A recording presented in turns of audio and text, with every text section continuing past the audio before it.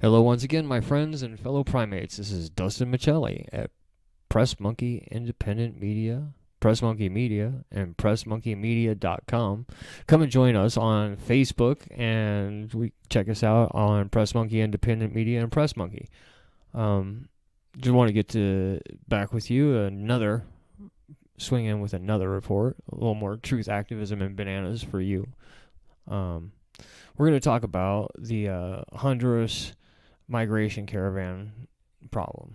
Now we've got thousands, some say upward of 4,000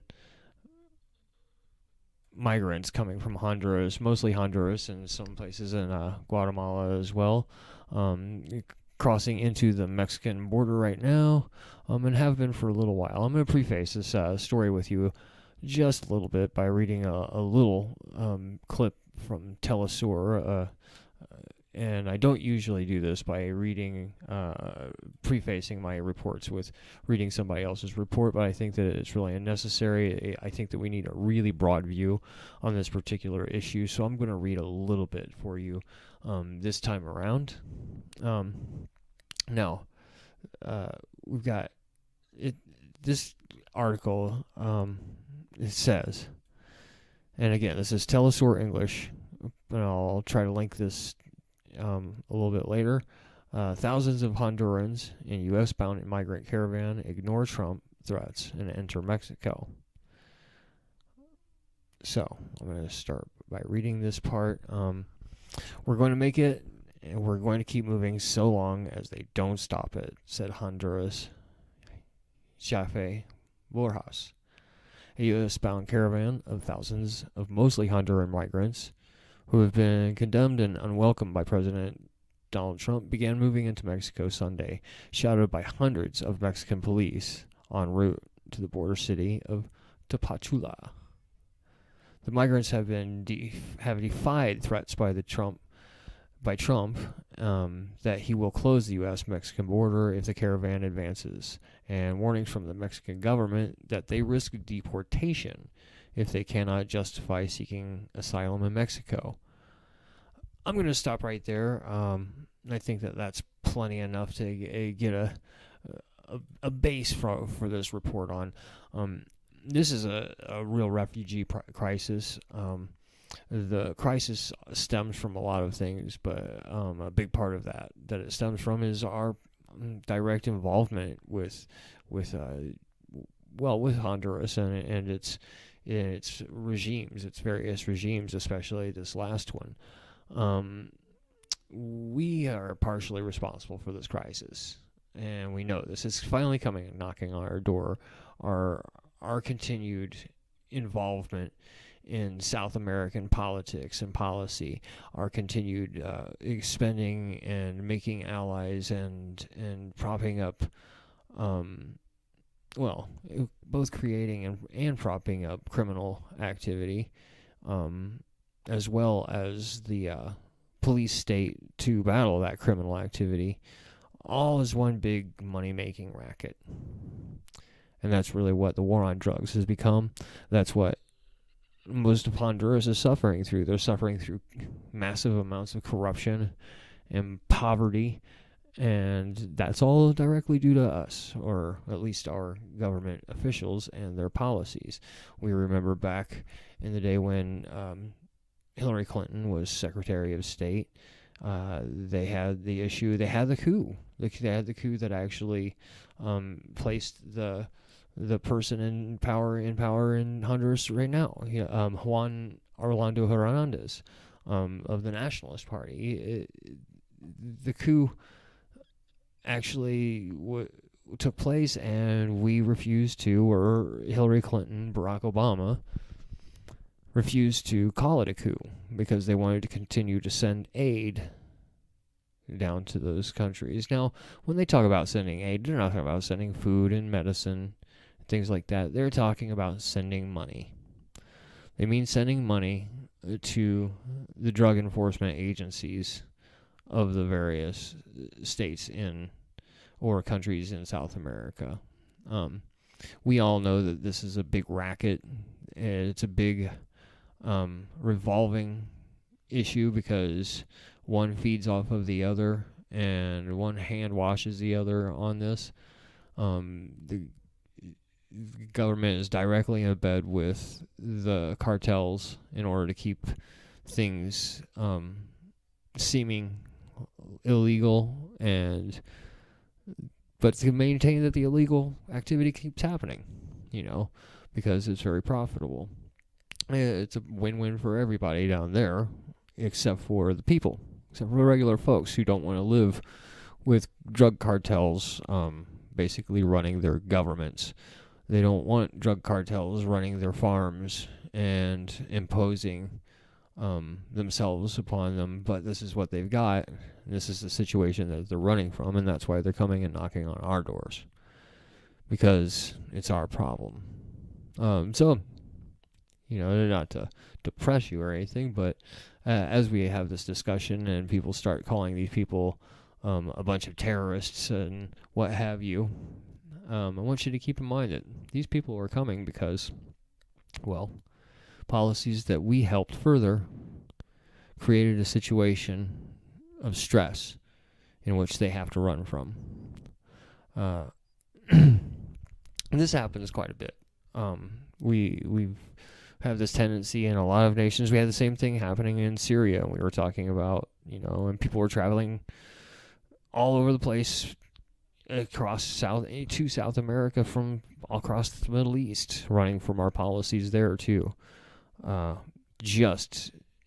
we treat them all the same. We always tell them, oh, you can't come here, even though it was our failed policies or aggressive policies that have actually caused the situation that they need to flee from. It's really an ass backwards scenario if you really, really think about it.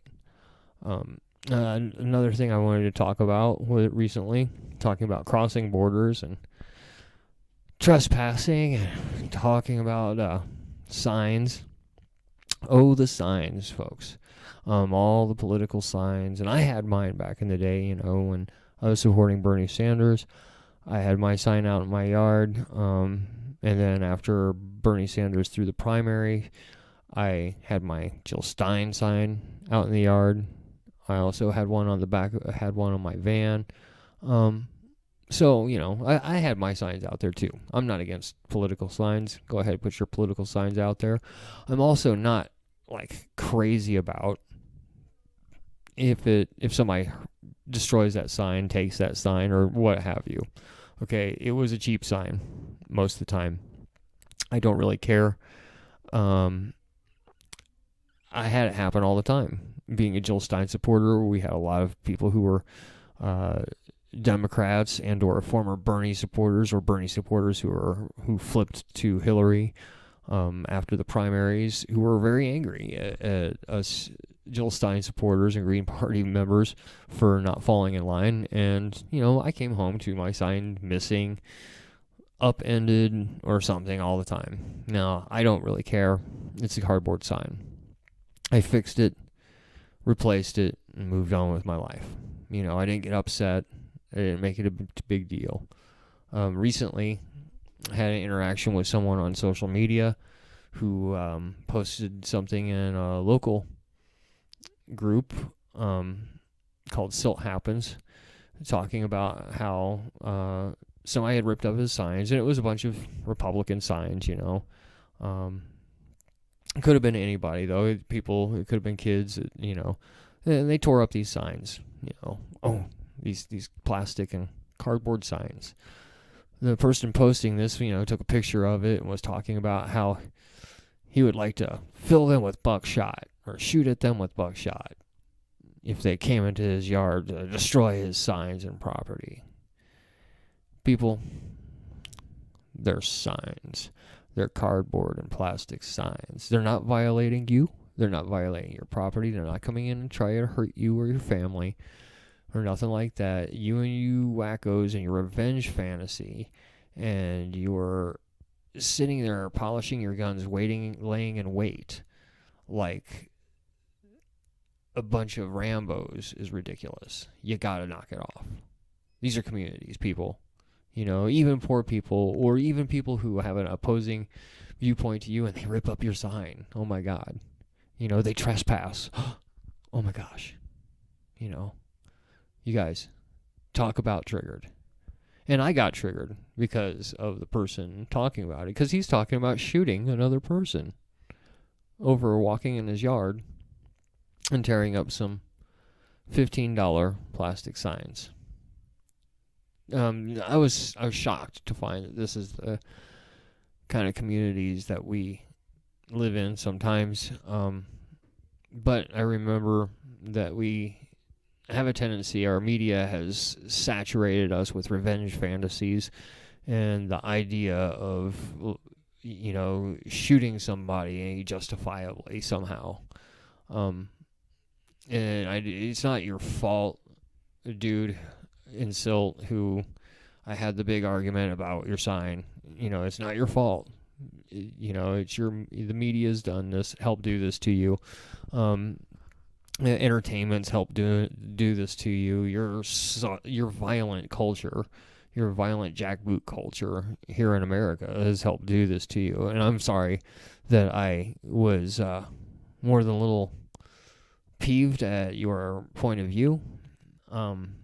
And no, I don't have much respect for anybody who's willing to defend their sign to the death or shoot some other person over a piece of plastic and cardboard. I have no respect for that at all. So again, it's not okay to go around ripping up people's political signs. It's terribly uncouth. Is it a crime? I'm going to say no. I don't really think that's a crime. I don't really even think that most vandalism is necessarily a crime unless it's really, really destructive. But that's one of those you can chalk it up to. That's plastic and cardboard, and you can't really call it a crime. It's inconvenient, and I know it's irritating to the person who's in love with their opinions and their duopoly candidate of choice that they're defending, their partisan identity politics that they're defending. So I know you guys get upset. It's okay. Just chill out. Don't be so triggered over minor things. No piece of cardboard or plastic is worth you taking another person's life over. And if you really think that it is, if you really are that much of a loose cannon, that much of a powder keg, then, you're kind of a scary person to have in our culture and society. Nothing I can really do about that, but just remind you that your community members are going to look sideways at you for a long time if you end up shooting somebody over a plastic and cardboard sign.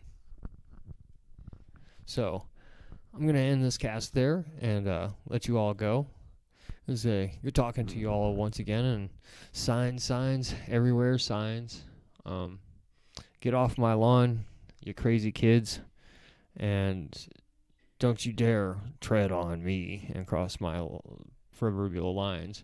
Incidentally, I also heard that Mexico is talking about legalizing marijuana to try to mitigate some of its problems with its growing cartel issues and trying to enforce too many drug laws, including the absurd enforcement of cannabis laws. Let's hope they move forward in that way. It would be really, really great to see them do so. It looks like Mexico might start making itself the new place to be if they could manage to get rid of their underground and their crime scene. So we'll keep an eye on them and hope that they do well. Hope that they do well by and are humane to the folks of Honduras and Guatemala who are caravanning across their country. Give them, as many of them, as asylum as possible, and take them into your communities. I understand that, it's hard to mitigate that many people. Our community does not want them because they're xenophobic and redneckish and dickish, and you don't want to worry about it anyway. This is another thing I'd like to make a point about refugees and people from other countries, though. So many of them know exactly how a certain segment of our population feels about them, both racially, culturally. They have no regard for you. They have no love for you, and people from South America, Mexico, Honduras, Guatemala, they all know this. They know exactly how these people feel about them. Yet they come here anyway. Why? Why do they come here? Well, desperation. Why else would you come someplace that you aren't even wanted by a certain segment of population, that you are going to definitely be treated poorly by once you get here in this certain segment of the population? We're one of the most well-known bigoted countries in the Western world, and they're fleeing to here. Why? Because it's better than the alternative. So I want you to think about that, and I want you to move on with your day, though, and we'll come back with some more casts, and you get better and better, and peace, activism, and bananas to you all.